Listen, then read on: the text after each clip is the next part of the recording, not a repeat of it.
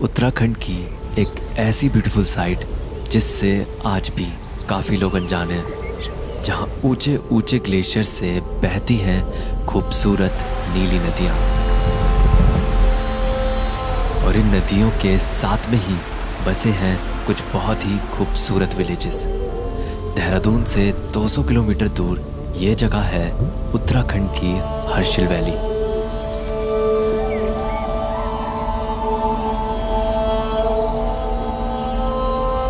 Harsil valley शुरू होती है जहाँ से इंडिया की सबसे बड़ी नदी गंगा हिमालय के पहाड़ों से उतरकर गंगोत्री से गुजरते हुए अपनी पहली धारा में बहती है, जिसे कहते हैं भागीरथी।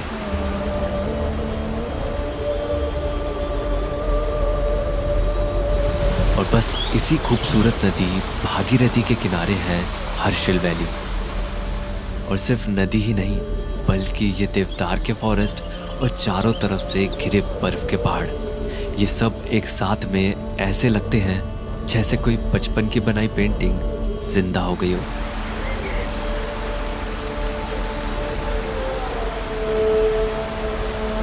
और हर्षिल पहुंचते ही आपको सच में कुछ पेंटिंग्स भी दिखेंगी। जैसे ही आप हर्षिल में एंटर करेंगे तो आपको शांति और सुकून के साथ साथ आपको ना यहाँ पे येलो कलर की बिल्डिंग्स बहुत सारी दिखेंगी। काफ़ी सारी बिल्डिंग्स को येलो पेंट किया हुआ है और उन पे कुछ पेंटिंग्स वगैरह बनाई हुई है। किसी लोकल लेडी का फेस बनाया हुआ है, लोकल कल्चर को दिखाया हुआ है, लोकल लोगों को दिखाया हुआ है, और या फिर वो जो भी एक्टिविटीज़ करते हैं उस टाइप की चीज़ों को दिखाया हुआ है। वो बहुत ही ज़्यादा अच्छा और यूनिक है, यहाँ का एक स्टाइल है जो। अब यहाँ पे कहने को तो धूप निकली हुई है, बट यहाँ पर इतनी ज़्यादा ठंड है कि अभी भी टेम्परेचर 3 डिग्री सेल्सियस है। बट मैं पूरी तरह से कंफर्टेबल हूँ क्योंकि मैंने हैमो पहना हुआ है। आप सोच रहे होंगे हैमो क्या? तो हैमो बेसिकली एक तरह का कंफर्टेबल वेयर है बाय मार्च, और सिर्फ हुडीज़ या पैंट्स ही नहीं बल्कि ऑल ईयर जैकेट्स, शॉर्ट्स, और एक मार्च की बहुत ही यूनिक सी स्वेटशर्ट है जिसको हैमो ओरिजिनल कहते हैं। वो तो सुपर कंफर्टेबल है and best for travelling. Harshil valley में बहुत सारे छोटे छोटे विलेजेस हैं, पर जो हर्षिल मार्केट से सबसे पास है वो है भागोरी विलेज।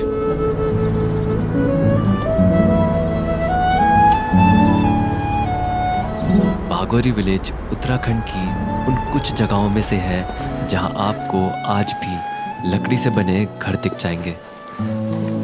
करीब 150 लकड़ी के घर जो बड़ी खूबसूरती से एक सीधी लाइन में बने हुए हैं, और हर घर के साथ में है कुछ सेब के पेड़। और यहाँ की शांति में कुछ बैल्स की आवाज़ सुनाई देती है, जिस आवाज़ का पीछा करते करते मैं यहाँ की मोनेस्ट्री तक पहुँचा।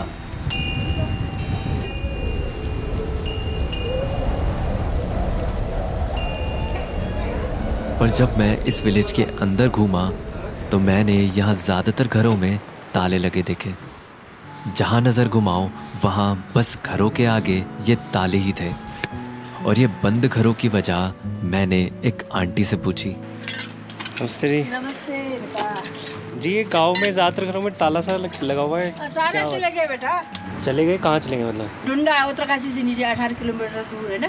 अच्छा। एक गाँव है डुंडा गाँव। हाँ। उसी में रहते हम लोग। अच्छा। 6 महीने यहाँ रहते, 6 महीने वहाँ रहते हैं। अच्छा। तो आंटी यहाँ थोड़ा शेप का कटिंग करने के लिए आ रखा ना। अच्छा। मैं भी निकल जाऊँगा कल परसों तक। फिर ताला लग जाएगा। तो 6 महीने के लिए लोग छोड़ के चले जाते गाँव को? इसलिए चौकीदार रहते हैं यहाँ पे ठंड की वजह से। हाँ, ठंडा बर्फ बारिश होगा तो बर्फ लगेगा। बच्चे लोग सब देहरादून बसा है। अच्छा, तो ज़्यादातर फिर एज्ड लोग रहते हैं, हाँ, बुढ़े वगैरह लोग रहते हैं। अच्छा। ठीक है, अच्छा है, शांति है ना यहाँ तो। हाँ जी। यहाँ तो शांति है ना, सही है। बहुत अच्छा। हम लोग तो देहरादून में तो ऐसे लग रहा है कि अटपटा है। यहाँ अपना स्वतंत्र अपना। और यहाँ राजमा भी निकलता है, सेब भी निकलता है, आलू भी, जो अपने स्वास्थ्य भी ठीक रहता है, पानी शुद्ध, हवा शुद्ध, सब बढ़िया। यहीं उगा के यहीं खा के यहीं रहो आराम से। अच्छा, आप ये जो पानी से धो रहे हैं, कहाँ से आ रहा है पानी? ये पानी बहुत, ये जलंधरी घाट है, ऊपर बर्फ से पूरा टॉप बर्फ है ना। हाँ। वही साथ है। भागीरथी वाला पानी, भागीरथी का ये जलंधरी है। ग्लेशियर का पानी कुछ है। हाँ। अच्छा। बहुत हिमालय से चश्मा आते हैं। जैसे साफ है, एकदम बर्तन धोते हैं एकदम चलते चलते साफ, पानी में। एकदम साफ। अच्छा। और आंटी ने मुझे यहाँ के कल्चर के बारे में कुछ खास बातें बताई। यहाँ वो उधर लाल देवता हमको कृपा कर रहे हैं, यहाँ बुद्ध भगवान ये अच्छा, उसका अच्छा। कृपा हमारा गुजारा अभी तक। अच्छा, आप बौद्ध भगवान को भी मानते दोनों हैं? मानते हैं, हाँ। दोनों ये मानते हैं? सामने ये इसको भी मानते हैं हम लोग, शिव जी लक्ष्मी माँ से, मतलब वही मानते हैं हम लोग। अच्छा। मांग सिंदूर सब लगाते हैं हम लोग। अच्छा, हाँ, जिंदा आपने लगाया हुआ है। अच्छा, मंगलसूत्र सब मतलब सब अच्छा, और ये हमारे- बुद्धा, ये है जो आपने माला पहनी है? हाँ, ये बुद्ध ये की हुआ बुद्ध की है। हाँ, ये बुद्ध की है। और मंगलसूत्र हिंदू का पहना हुआ है। ये तो बहुत अच्छी बात है। हाँ, दोनों। दोनों भगवान है, हम चाहे यहाँ से जाओ चाहे पीछे से आगे रहे, जाने तो एक ही रास्ते है। हाँ, सही बात है। इन लोगों के ऐसे विचारों की तरह ही यहाँ मोनेस्ट्री और मंदिर एकदम साथ में बने हुए हैं।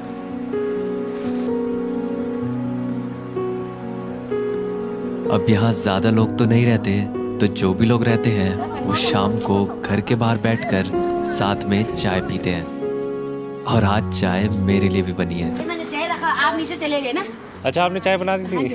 पी लो बेटा। Thank you. वो आंटी काला चाय पीते ना। काला चाय? नहीं, वो अच्छा, आंटी अच्छा। काला पीते ना। मैं कृपा लेकर तो लो यहाँ बैठो, हम उधर बैठो। नहीं नहीं नहीं नहीं, आप बैठो बैठो। नहीं नहीं नहीं, ऐसे तो नहीं, आप बैठो बैठो। नहीं नहीं, आप बैठो। हम इधर बैठेगा। धूप में बैठो, आप कोई नहीं वहाँ पे। हम तो दिन भर धूप में ही तो बैठते हैं। तो आंटी ने ये चाय दी है मुझे। और मुझे पता चला एप्पल्स के साथ साथ यहाँ बहुत टेस्टी एप्रिकॉट्स भी उगते हैं, जो आंटी ने मुझे दिए, जिनको यहाँ लोकली कहा जाता है चुली। अच्छा, इसका एप्रिकॉट का पेड़ कौन सा बता वो रहे कैसे अब झड़ गया फिर। थे? ये जो है पत्तियाँ हाँ, लग रही ये है पत्ती, इस लाल पत्ती, पे। ओह, वही तो। चाहे आप बागोरी में हो या हर्षिल वैली में कहीं भी, एक चीज जो आपको हर जगह से दिख जाएगी वो है ये खूबसूरत गंगोत्री रेंज।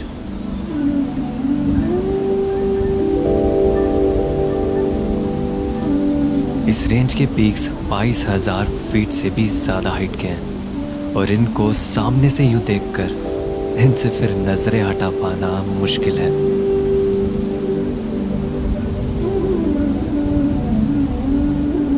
चाहे सुबह हो, दिन हो या रात, ये पीक्स हर टाइम पर कुछ अलग ही खूबसूरत दिखती हैं।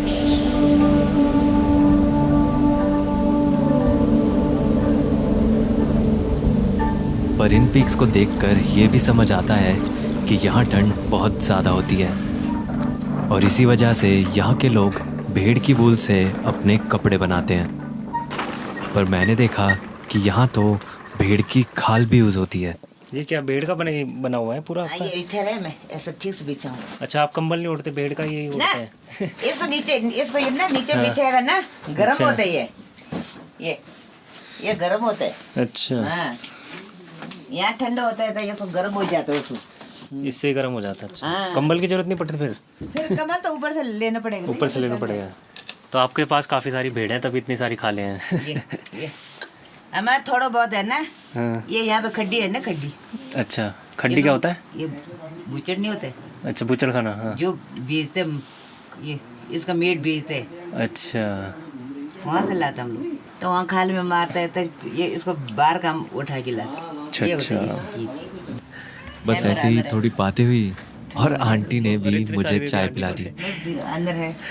अच्छा, फिर यहाँ ठंड है, चाहिए तो नहीं नहीं, आप खाओ। नहीं बस क्या बस। करने का, सुबह से नहीं, नहीं, आप खाओ। सही तो पकड़ तो। ये सुबह से खाने गए था। उनके कपड़े बेच रहे हैं ना जो आंटी, हाँ। उन्होंने भी चाय दी थी।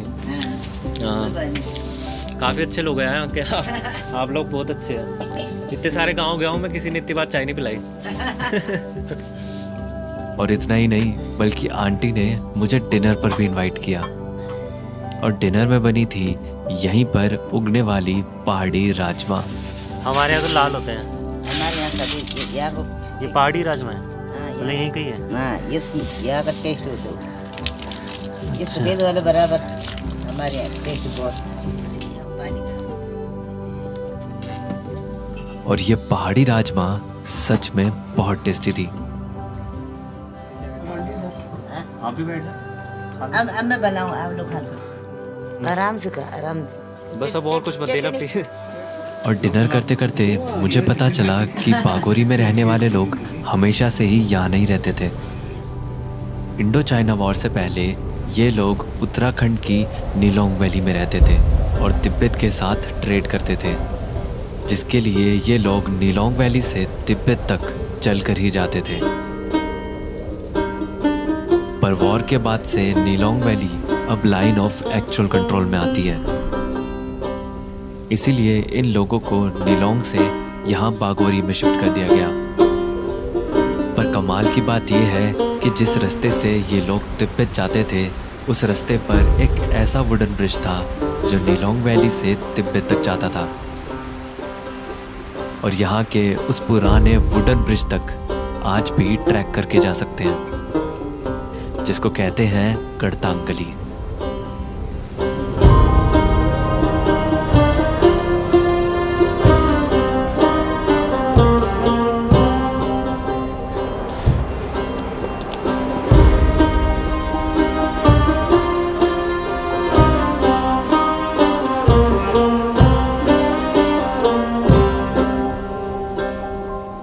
कितनी पास है ये क्लिफ, मतलब मैं पूरे ऐसे सीधे खड़ा भी नहीं हो सकता, इतनी पास है क्लिफ्स।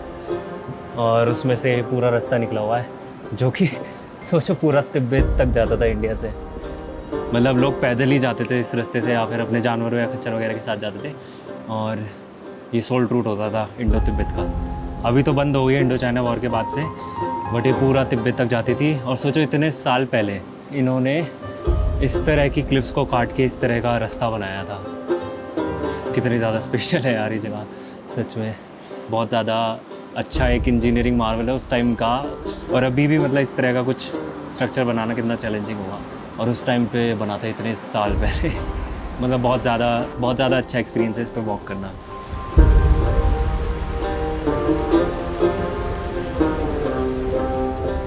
हर्षिल वैली के इन खूबसूरत पहाड़ों में ही एक और बहुत ही छोटा सा विलेज है, और इसका रास्ता इतना खूबसूरत था कि हर्षिल से इस विलेज तक मैं बस चलकर ही आ गया। अच्छा है, काफ़ी ज़्यादा खूबसूरत नज़ारा है। मतलब आपको और क्या चाहिए, इतने खूबसूरत पेड़ हैं, ये पीक्स स्नो पीक्स हैं, और साइड में रिवर बह रही है एकदम साफ़ क्लीन रिवर एकदम, उसका आवाज़ आती रहेगी पूरे टाइम चलते हुए रास्ते में। और क्या चाहिए तो पैदल ही चलूँगा मैं तो। हर्षिल वैली के इस खूबसूरत विलेज का नाम है मुखवा।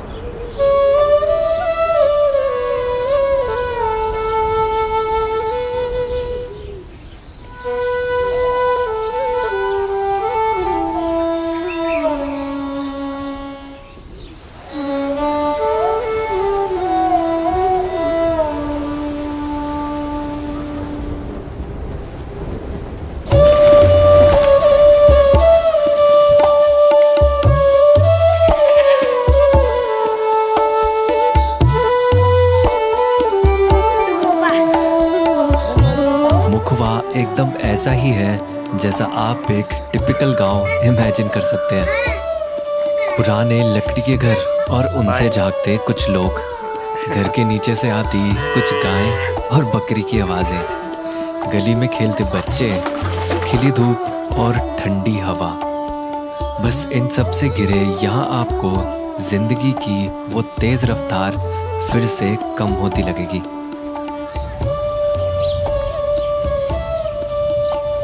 मुखवा का नाम यहाँ के मुखवा मंदिर पर ही है, और ये मंदिर यहाँ के लोगों के लिए बहुत ही खास है, क्योंकि ये है गंगोत्री के बाद गंगा जी या माँ गंगा का दूसरा घर, जिसको यहाँ के लोग गंगा जी का मायका भी बोलते हैं।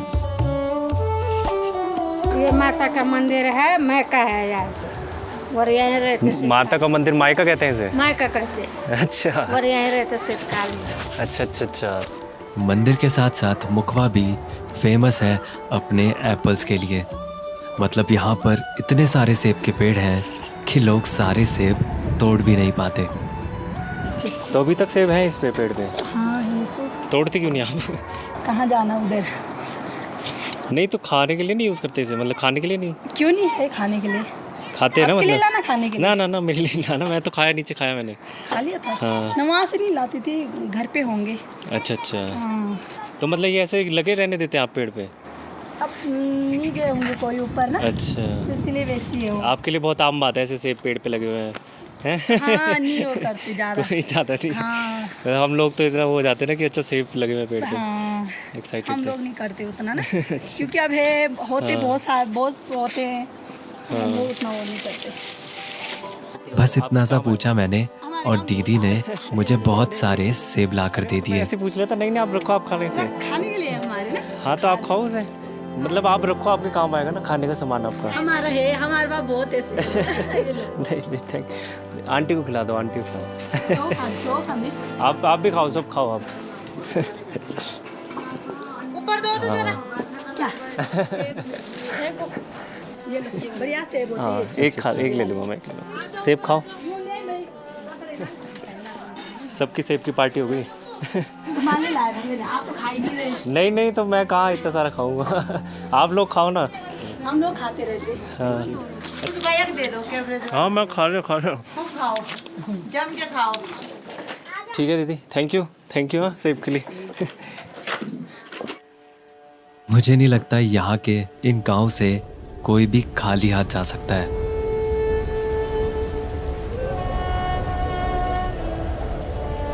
हर्षिल वैली का चाहे बागोरी विलेज हो या मुखवा, इस पूरी खूबसूरत वैली को नेचर ने बड़ी फुर्सत से बनाया है। पर इन पहाड़ों को घर यहाँ रहने वाले लोग ही बनाते हैं। अच्छा आपने चाय बना दी थी? Thank you. और इन्हीं लोगों के बसाए इस छोटे से घर में आकर हम सब भी हिमालय की गहराइयों में बसी ये खूबसूरत वादियां देख पाते हैं।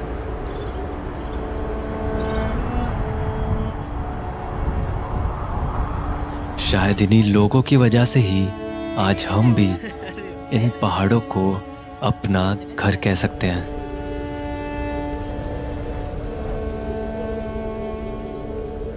ठीक है आंटी, नमस्ते। फिर आना कल घूमने। Thank you so much uncle. ओ फिर शाम को आना चाय पीने के लिए, ठीक है।